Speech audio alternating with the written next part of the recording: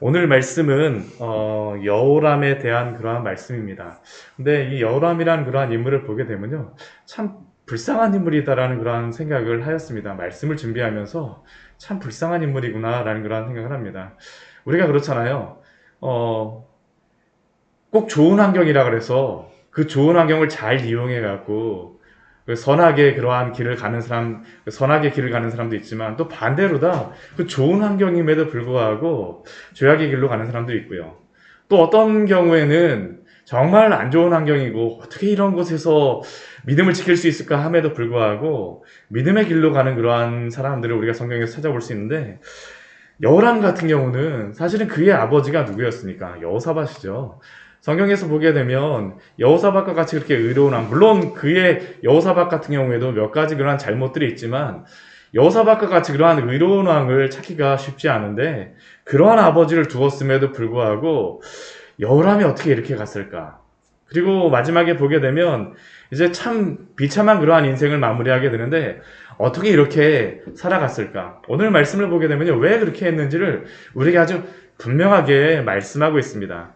오늘 2절 말씀을 보게 되면 여호사밧에게 그 아들들이 있었습니다. 아들들이 여호람을 포함하여서 아사랴와 여히엘과 스가랴와 아사랴와 미가엘과 스바데라고 하는 여호람 외에도 6명의 그러한 아들들이 있었는데요.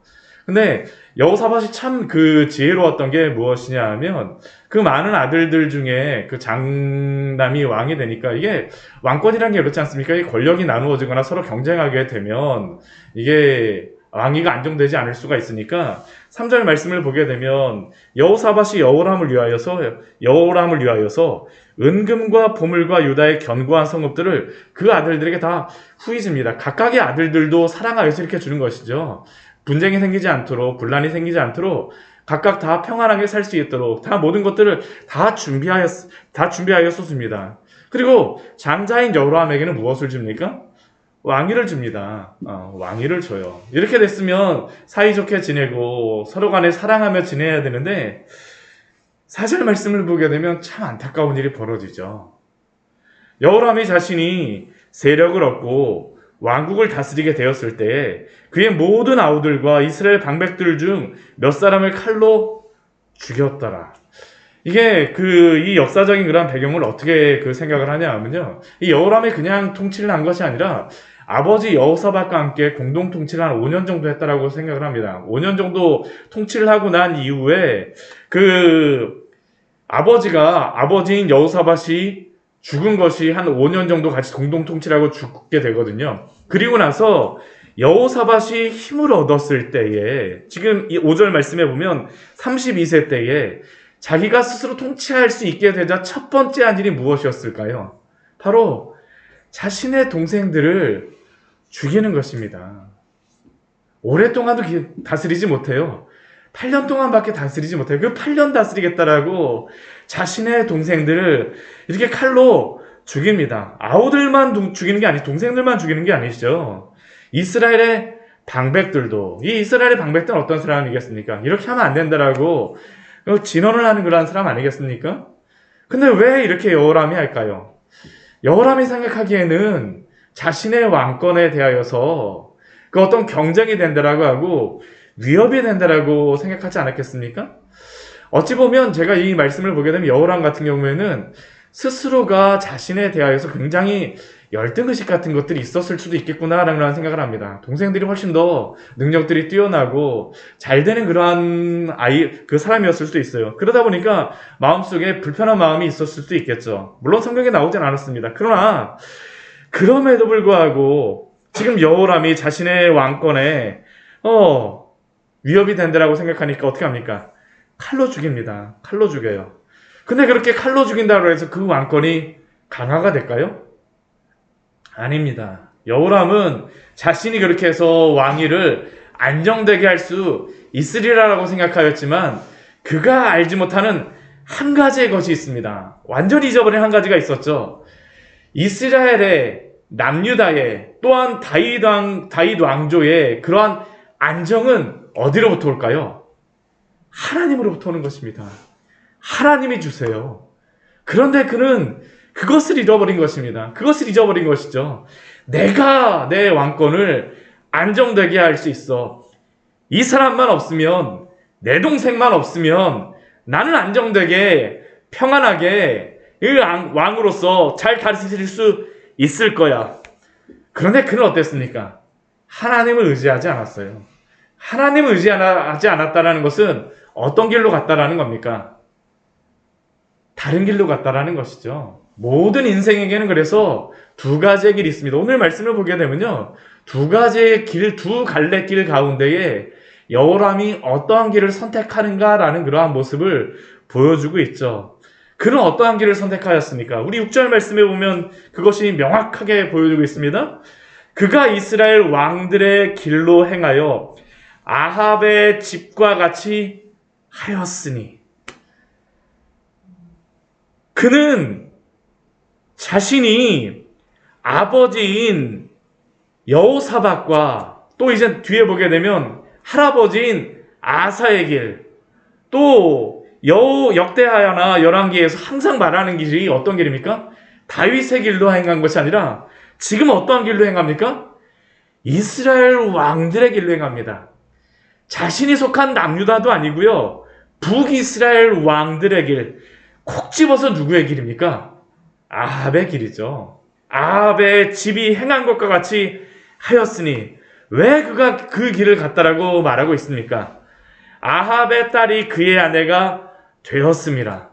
이게 참 여호사밧이 잘못한 게 바로 이것 아니었습니까? 자신이 나라를 부강하게 한다라는 그러한 것에서 안정된 나라를 이루기 위하여서 북이스라엘의 아합과 연합하고 동맹하고 사돈을 맺었는데, 결국 그것이 어떠한 것으로 나타날까요? 결과가 이것으로 맺혀지죠. 그렇다라고 하여서 여호람이 문제가 없는 것, 죄가 없는 것이 아닙니다. 이 길을 따라간 것은 누구일까요? 여호사밧이 아닙니다. 여호사밧이 아니에요. 결국 아합의 딸이 말하는 그대로 그 아내의 그러한 그 이야기에 따라서 아합의 길로 가고 이스라엘 왕들의 길로 간 것은 누구입니까? 여호람이죠. 여호람입니다. 그는 그 길을 가지 않아도 됐어요. 왜 그럴까요? 하나님이 주신 하나님의 길이 있었기 때문입니다. 오늘 6절과 7절 말씀을 보게 되면 두 언약이 나오고 있습니다. 두 언약이 나오고 있어요. 첫 번째 언약은 어떠한 언약이냐면요, 이 결혼이라고 하는 것을 성경에서는 항상 언약으로 말합니다. 지금 여호람 같은 경우는 자신의 아내 그 아합의 딸과 언약을 맺은 것이죠. 결혼 언약이 나오고 있어요. 아합의 집과 언약을 맺은 것입니다. 그런다에 그에게는 또 다른 언약이 있었습니다. 어떠한 언약일까요? 27절 말씀에서 말씀하시죠. 다윗과 더불어 언약을 세우시고 또 다윗과 그의 자손에게 항상 등불을 주시겠다라고 말씀하심이었더라. 여호람은 태어나자마자 하나님의 언약의 가문에서 태어났다라는 것입니다. 그도 그 언약에 포함된 사람이었습니다. 그런데 그는 그 하나님과의 언약의 길, 다윗이 걸었고 그의 아버지인 여호사밧이 걸었고 그의 할아버지인 아사가 걸었던 그 하나님과의 언약의 길이 아니라, 하나님의 그 길이 아니라, 순종의 길이 아니라 이스라엘 왕의 길, 아합의 길로 걸었다라는 것이죠. 얼마나 안타깝습니까? 모든 것을 다 가진 사람임에도 불구하고요, 그 주변의 모든 백성들이 다 여호사밧을 두려워했었고 그 왕국을 그대로 물려받았으니 그 주변의 모든 백성들도, 그 모든 나라들도 남유다를 두려워하고 여호람도 두려워하는 그 환경을 물려받았음에도 불구하고요, 지금 어떻습니까? 자신이 죄악의 길, 불순종의 길을 갔다라는 겁니다. 그 결과가 무엇일까요?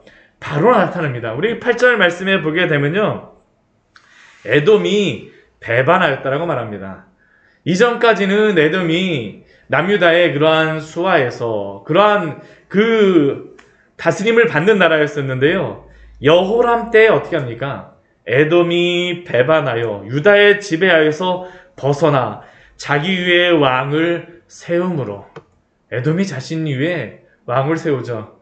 그러니까 또 이것을 여호람은 어떻게 할까요? 볼 수가 없습니다. 볼 수가 없어요. 너가 그럴 수 있어? 내가 힘이 있는데? 바로 이제 그 에돔을 정벌하러 가죠. 근데 그 결과는 무엇일까요? 우리 9절 말씀에 이렇게 말씀하고 있습니다. 여호람이 지휘관들과 모든 병거를 거느리고 출정하였더니 분명히 이길 수밖에 없는 전쟁입니다. 다 이겼다라고 생각을 해요. 나가기만 해봐라. 너는 이제 정말 큰일 났어. 에돔 너는 큰일 났어. 내가 한 사람도 안 남기고 다 멸하리라. 근데 어떤 일이 벌어졌을까요? 밤에 일어나서 자기를 에워싼 에돔 사람과 그 병과의 지휘관들을 쳤더라. 지금 이 말씀에서는요, 여호람이 에돔 사람들을 친 것처럼 나오지만 사실은 어떻게 됐을까요? 기습을 당해갖고 겨우 살아나온 겁니다. 겨우 살아나온 것이에요. 모든 지휘관들과 병거들 어떻게 됐을까요? 거의 다 잃어버린 것이죠. 다 잃어버린 것입니다. 그리고 나니까 그 다음에 어떻게 될까요?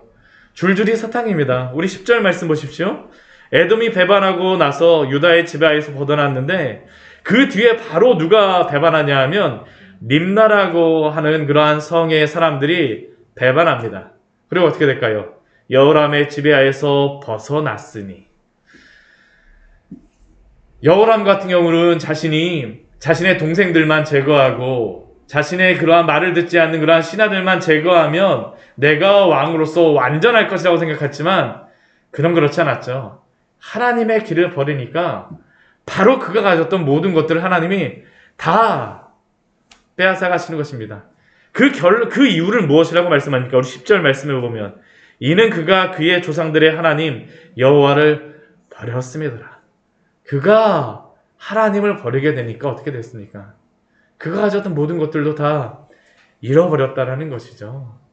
그의 힘은 결코 나라의 어떠한 무엇인가 주변에 나를 괴롭히는 사람이 없어서 그 왕권이 안정되고 또 나라의 병거와 지휘관들이 많아서 나라가 안정되는 것이 아니라 오직 하나님만이 힘이었다라는 것을 분명히 말씀하여 주시죠. 근데 그것을 누구만 모르고 있습니까? 여호람만 모르고 있어요. 여호람만 모르고 있습니다. 그러니까 11절 말씀에 또 그는 어떻게 합니까? 내가 이 전쟁에 진 이유를 하나님 때문에 졌다라고 생각하는 것입니다. 하나님 때문에 졌다라는 것이에요. 아빠 옆에서 아합의 그러한 아내가 그렇게 얘기했죠. 당신이 여호와 하나님만 섬기니까 그렇지 내 아버지 북이스라엘의 아버지 아합과 같이 바알을 섬기고 아세라를 섬겨봐. 그 이야기를 듣자 11절 말씀 보면 어떻게 합니까? 유다의 여러 산에 산당을 세워 예루살렘 주민으로 음행하게 하고 유다를 미혹하게 하였으므로 그만 하나님으로부터 떠나간 것이 아니고요. 온 이스라엘 그 남유다의 그러한 백성들을 바알과 아세라를 섬기는 그 신앙으로 다 몰고 가는 것입니다. 이전에는 그 몇 군데에서만 겨우 산당 몇 군데에서만 이방 그 신을 섬겼다면 지금 이것은 무엇이냐면요. 남유다 전역에 다 산당을 세우고 그 예루살렘 주민뿐만 아니라 유다 백성들을 다 미혹하게 해서 이방 신을 섬기는 데에 다 몰두하겠다는 것이죠. 그만 아합의 길을 간 것이 아니라 남유다 전체가 아합의 길을 가도록 지금 다 그가 미혹하게 했다는 것입니다. 하나님이 지금 왜 이렇게 그 에돔도 그렇고 림나도 그렇고 하나님이 왜 이렇게 하셨을까요? 지금 이것을 주시는 건 다른 게 아닙니다. 회개하고 돌아오라는 것이죠. 회개하고 돌아오는 것이에요. 그 정도면 이제 됐어. 회개하고 돌아와. 근데 그럼 어떻게 합니까? 오히려 우상을 섬기는 것에 몰두하죠. 몰두해요. 하나님께서 그러자 어떤 일을 하시냐 하면요. 선지자를 보내십니다. 우리 12절 말씀에 보게 되면 아주 유명한 선지자가 나오죠. 누가 나옵니까? 선지자 엘리야가 나옵니다. 유일하게 북이스라엘의 그러한 이 엘리야 같은 경우는 북이스라엘의 그러한 선지자입니다. 그렇죠. 북이스라엘에서 그 사역하는 선지자인데요. 엘리야가 유일하게 남유다의 그러한 것에 나오는 그러한 게 바로 여기입니다. 어떻게 하냐면 직접 오지도 않아요. 글을 써서 보냅니다. 아마 나이가 굉장히 많았던 것 같습니다. 나이가 많고 그러다 보니까 글을 써서 보내고 승천하기 바로 전이겠죠. 승천하기 전일 것 같은데 무엇이라고 글을 쓰느냐 하면요. 그가 그 12절 말씀 보면 그가 이렇게 이야기합니다. 내가 내 아비 여호사밧의 길과 유다 왕 아사의 길로 행하지 아니하고 어떤 길로 행합니까? 오직 이스라엘 왕들의 길로 행하여. 하나님이 직접 그 유명한 엘리야 선지자를 통하여서 말씀하여 주시는 것이죠. 너의 길은 여호사밧의 길, 유다 왕 아사의 길, 다윗의 길, 내가 너에게 순종하라고 말한 그 길이 아니라 지금 이스라엘 왕들의 길로 행하였다. 지금 이 말을 들으면 어떻게 되겠습니까? 회개하고 돌아오는 것이에요. 하나님이 남유다를 다스리고 이스라엘을 다스리신다는 것은 그 의미는 무엇입니까? 선지자에게 말씀하셨을 때 그 말을 듣고 순종하고 회개하면 되는 것인데 그는 그렇지 못하죠. 이렇게 엘리야 선지자가 그의 죄를 이렇게 분명히 말하지 않습니까? 예루살렘 유다와 예루살렘 주민들을 음행하게 하고 아합의 집이 음행하듯이 그렇게 행하며 또 너보다 착한 아우들을 죽였으니 거기서 돌아오라고 지금 말하는 것인데 그는 그렇지 않은 것이죠. 만약 그가 계속 그 길을 가면 어떻게 될까요? 우리 14절과 15절 말씀해 보게 되면 하나님이 이렇게 하시겠다라고 말씀하셨습니다. 첫 번째는 무엇이냐 하면 내 백성과 내 자녀들과 아우들과 내 모든 재물을 큰 재앙으로 다 하치리라, 다 잃어버리게 되리라는 것이죠. 두 번째는 무엇입니까? 병에 든다라는 것입니다. 창자에 중병이 들고 그 병이 중하여 창자가 빠져나와서 죽게 되리라.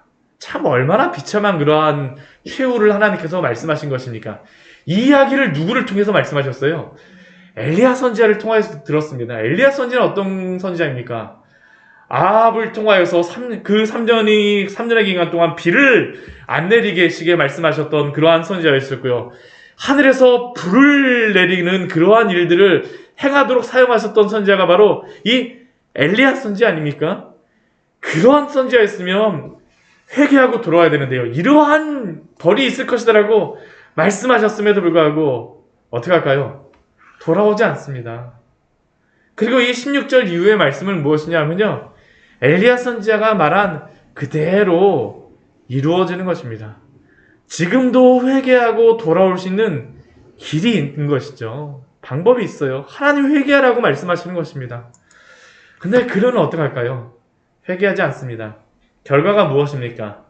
우리 16절, 17절 말씀에 보게 되면 그의 모든 자녀와 아내와 재산을 다 잃어버리는 게 이렇게 말씀하고 있죠. 블레셋 사람들과 구스에서 가까운 아라비아 사람들의 마음을 하나님께서 격동시키세요. 이전에 이 사람들은 어떠한 사람이었을까요? 우리 말씀 한번 볼까요? 앞에 우리 역대하 우리 17장 우리 말씀입니다. 역대하 17장 우리 10절 11절 말씀에 보게 되면 바로 앞에 나와 있죠. 이 사람들이 어떠한 사람이었는가요? 17장 10절과 11절 말씀 같이 한번 읽어보겠습니다. 같이 읽겠습니다. 여호와께서 유다 사방의 모든 나라에 두려움을 주사 여호사밧과 싸우지 못하게 하심에 블레셋 사람들 중에서는 여호사밧에게 예물을 드리며 은으로 조공을 바쳤고 아라비아 사람들도 짐승 때 곧 순양 7,700마리와 순념소 7,700마리를 드렸더라.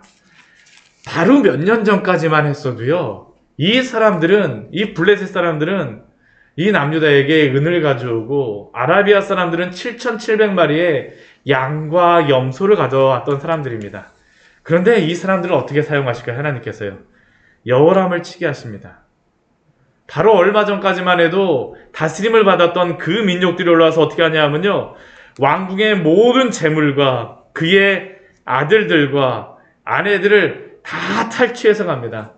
유일하게 막내 여호아스 외에는 남지 않고 다 빼앗깁니다. 얼마나 굴욕적인 그러한 사건입니까? 뭐 큰 나라가 오는 것도 아닙니다. 얼마 전까지만 해도 공물을 바쳤던 그러한 나라의 백성들이 와갖고 지금 남유다를 완전히 다 거의 멸망을 시키다시피 하는 것이죠. 그러니까 어떻게 할까요? 이게 엄청난 스트레스가 됐던 겁니다. 우리 18절 말씀 보게 되면요. 이 모든 일 후에 여호와께서 여호람을 치사, 하나님께서 치시는데요. 이것이 그에게 얼마나 큰 스트레스가 되고 얼마나 힘들게 됐는지 병이 들게 되죠. 창자가 그 다음에 어떻게 하는 겁니까? 빠져나와서 죽는 겁니다. 빠져나와서 죽는 것이. 이게 바로 여호람의 그러한 인생이었었죠.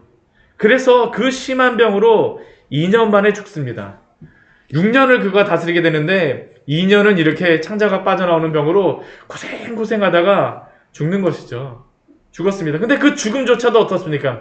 우리 19절, 20절 말씀에 보게 되면요. 이렇게 말씀합니다.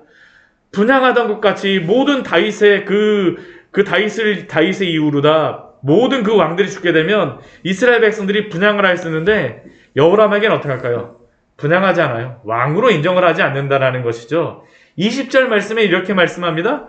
아끼는 자 없이 세상을 떠났으며 아들조차도 지금 분향하지 않는다라는 것이죠.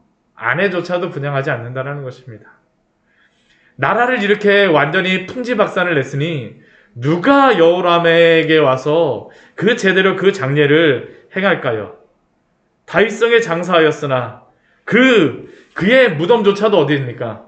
왕의 무덤에 들어가지 못해요. 왕들의 무덤에 들어가지 못합니다. 이스라엘 사람들은 죽게 되면 무엇입니까? 네, 조상에게로 돌아갔다라고 하는데 그 죽음조차도 열왕의 묘실에 두지 않고요. 다른 곳에 두었다라는 것이죠. 오늘 말씀은 우리에게 타산지석의 그러한 말씀을 행하고 있습니다. 모든 사람에게는 저는 두 가지의 길이 있다고 생각합니다. 이게 태어나서 왕의 자리에 있어도요. 아무리 좋은 환경에 있어도 그 길이 하나님께로 향하는지 아니면 세상으로 향하는지 아니면 아무리 나쁜 길에 있다 할지라도요. 하나님께로 향하는지 아니면 세상으로 향하는지 오늘 우리에게도 말씀하심이 아니겠습니까? 환경의 문제가 아닙니다. 하나님 앞에서 하나님의 말씀에 순종하며 겸비함으로 살아가는 것이 바로 우리의 힘이며 능력임을 기억하시길 바랍니다. 세상에 이것을 모르는 사람들에게 이 진리를 전해야 되겠죠. 하나님을 따르는 길이 바로 생명의 길입니다. 같이 기도하도록 하겠습니다.